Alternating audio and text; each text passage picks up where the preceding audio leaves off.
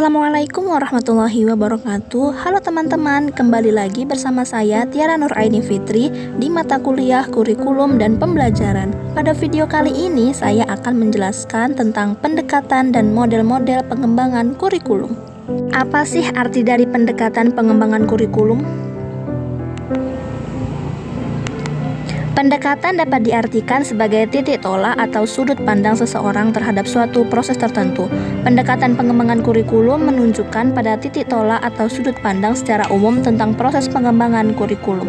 Selanjutnya, model-model pengembangan kurikulum yang akan saya bahas ada 7. Yang pertama ada model humanistik, yang kedua model subjek akademik, yang ketiga model rekonstruksi sosial, yang keempat model teknologi, yang kelima model pendidikan gerak, yang keenam pendidikan petualangan, dan yang ketujuh pendidikan kebugaran. Yang pertama, model humanistik. Model ini lebih mengutamakan siswa yang merupakan subjek yang menjadi pusat utama kegiatan pendidikan. Seperti biasa di dalam sekolah, pusat utama atau hal yang paling utama dalam kegiatan belajar dan mengajar adalah siswa. Yang kedua ada model subjek akademik.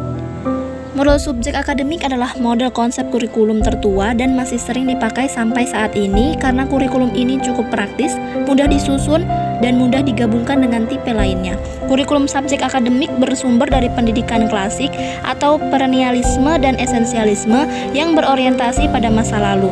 Model ini lebih mengutamakan isi pendidikan. Pada kurikulum ini juga orang yang berhasil dalam belajar adalah orang yang menguasai seluruh atau sebagian besar isi pendidikan yang diberikan atau disiapkan oleh guru. Yang ketiga ada model rekonstruksi sosial. Model ini lebih memusatkan perhatian pada problema-problema atau masalah-masalah yang dihadapinya dalam masyarakat. Pada kurikulum ini, pendidikan bukan upaya sendiri, melainkan kegiatan bersama, interaksi, dan juga kerjasama.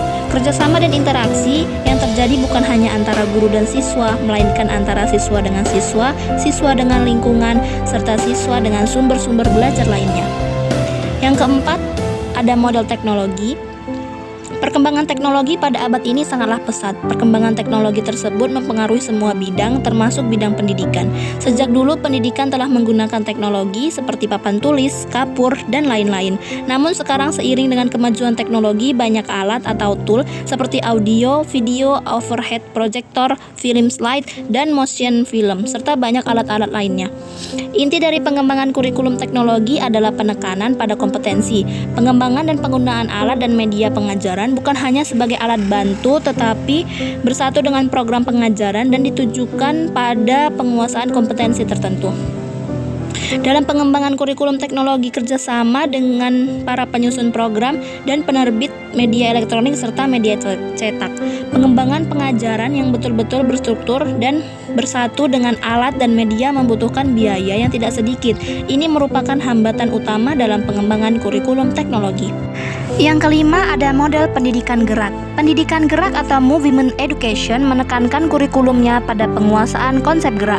Di Amerika Serikat, program pendidikan gerak mulai berkembang sejak tahun 1960-an yang pelaksanaannya didasarkan pada karya Rudolf Laban.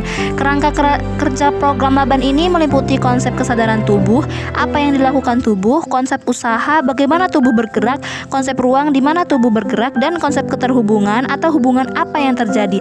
Masing-masing konsep tersebut merupakan panduan untuk dimanfaatkan manakala anak harus bergerak sehingga gerakan anak bermakna dalam keseluruhan konsep tersebut.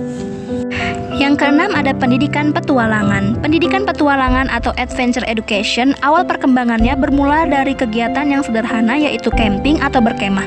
Dalam perkembangannya pendidikan ini akan bermakna apabila terdapat 3 komponen penting yakni camping, outdoor education, dan adventure education yang satu sama lain saling dipengaruhi dan mempengaruhi. Pendidikan petualangan ditemukan di seluruh dunia dan memberikan warna bagi banyak budaya yang sedang atau secara terus-menerus mengembangkan metode dan kurikulum baru.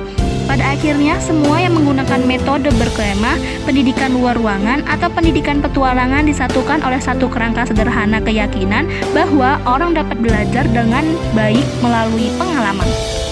Dan yang terakhir, yang ketujuh yaitu pendidikan kebugaran. Pendidikan kebugaran ini pada dasarnya merupakan model yang berorientasi pada materi ajar atau subject oriented model yang berlandaskan pada orientasi nilai penguasaan materi atau multidisciplinary mastery evaluate orientation. Namun, pada perkembangan sekarang ini, model ini seringkali merefleksikan orientasi, nilai aktualisasi diri atau self-actualization, atau perpaduan lingkungan atau ecological integration.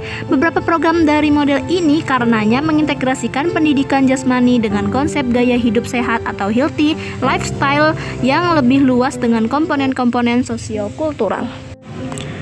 Baik, itu saja yang dapat saya sampaikan. Semoga bermanfaat ya. Apabila ada kekurangan, saya mohon maaf. Terima kasih telah menonton. Jangan lupa like, subscribe, comment, and share ya. Wassalamualaikum warahmatullahi wabarakatuh.